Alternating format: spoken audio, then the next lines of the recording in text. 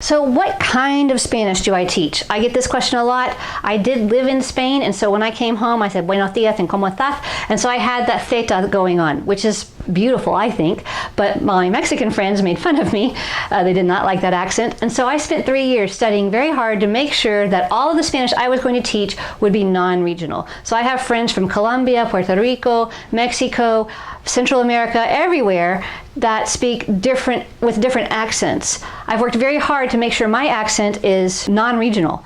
Same with the vocabulary. So the textbook is a little bit Spainy here and there. It has a little bit of a Spain kind of influence, and I point that out to you and I say, hey, most countries will say it this way, and that's just something that you would say in Spain. When you get to Spain, if you decide to go there, you'll pick up all the differences. It's very, very simple. So the answer is, it's not Latin American Spanish, it's not Spaniard Spanish, it is non-regional. When I speak to Spanish speakers, native Spanish speakers, they'll often say, ¿De dónde eres? Where are you from? And I say, Texas. And they go, no, antes. They want to know before, where did I come from? And the truth is, Texas, but I've worked very hard to make sure that my accent doesn't sound like one particular country. So whatever you learn, you'll be understood in every country that you decide to visit, or every Spanish speaker that you meet.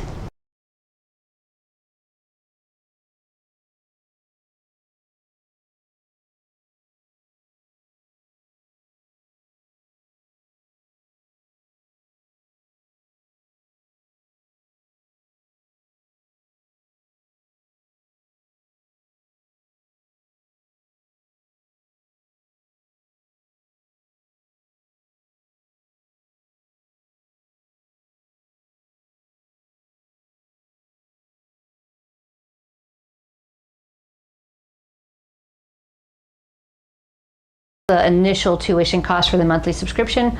You do have a trial-based time, so if you want to start that first and then do the lifetime access, you can as well. We like the subscription option better. That way you can start and stop as necessary. You can even put it on vacation and pause it if you know you're not going to be able to access the videos for a certain amount of time. But at such a low cost, especially for multiple children, if you have 2 students or more doing Spanish at once, the savings is phenomenal, because in my own classes, you're going to pay $10 per student in my class. So no matter what, it's going to be $80 a month to come to classes. So the fact that your monthly tuition is so much lower is a real benefit.